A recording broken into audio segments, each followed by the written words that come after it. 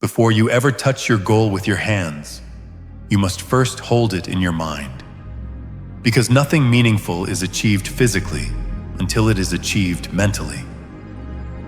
Every transformation you admire, every strong body, every great athlete, every successful man was imagined long before it became real.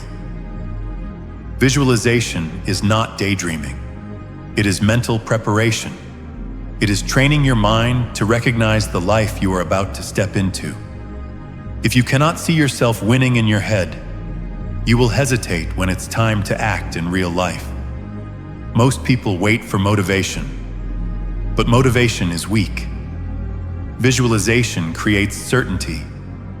When you repeatedly see yourself disciplined, consistent, and progressing, your brain starts accepting that version of you as normal.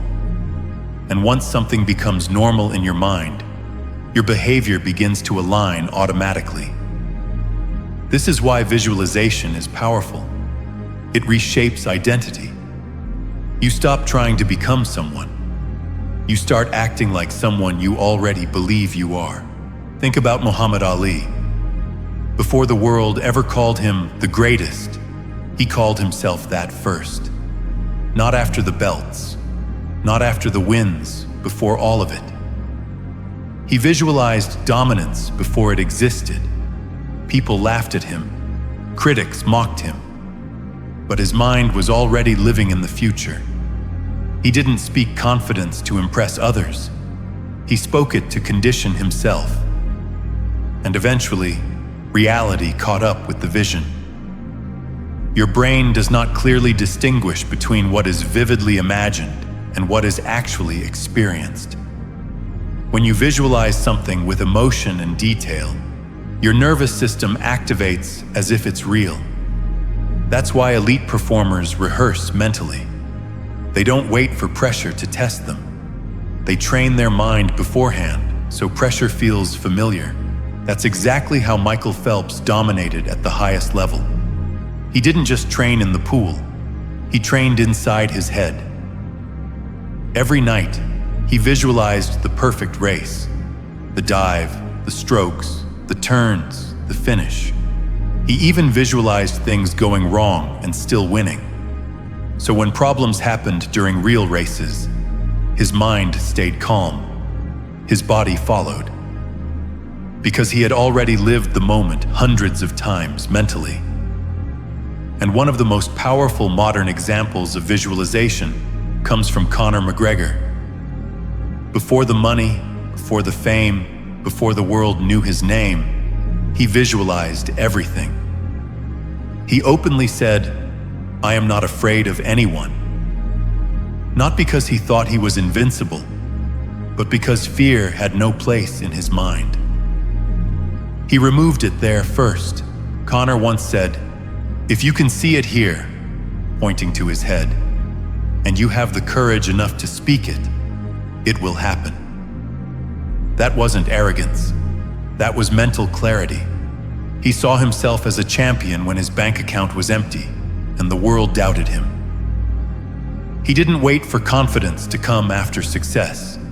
He built confidence through visualization, and success followed. When he walked into the cage, his mind wasn't shaking. He had already been there. He had already won in his head. Visualization also prepares you emotionally. It teaches you to sit with discomfort before it arrives. Real goals demand pain, discipline, boredom, and sacrifice. When you visualize correctly, you don't imagine comfort. You imagine effort. You imagine waking up early. You imagine training when you're tired. You imagine staying disciplined when motivation disappears. And when those moments arrive in real life, they feel familiar instead of overwhelming. Even outside sports, visualization has created legends. Jim Carrey spoke about visualizing success when he had nothing. No money, no validation, no guarantee. He imagined his future before life gave him proof. That mental image changed how he showed up every single day.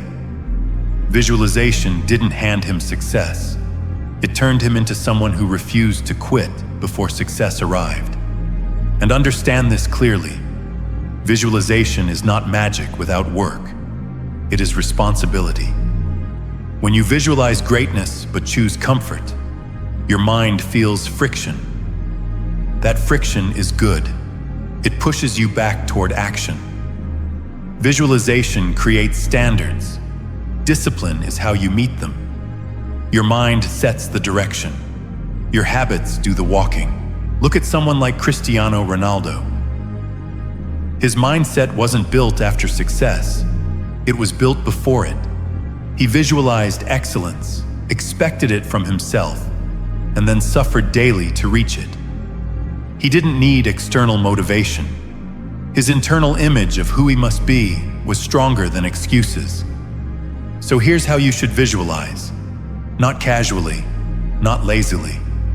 Sit with intention. Close your eyes and see the future version of you. The disciplined version, the focused version, the one who didn't quit when it got boring. See yourself choosing growth over comfort. See yourself staying calm under pressure.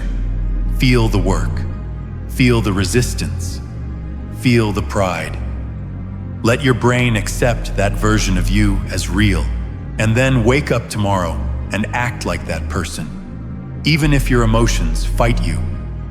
Because one day, without realizing it, you will stop visualizing the life you want. You'll be living it, and people will call it luck, talent, or coincidence. But you will know the truth. It all started in your mind.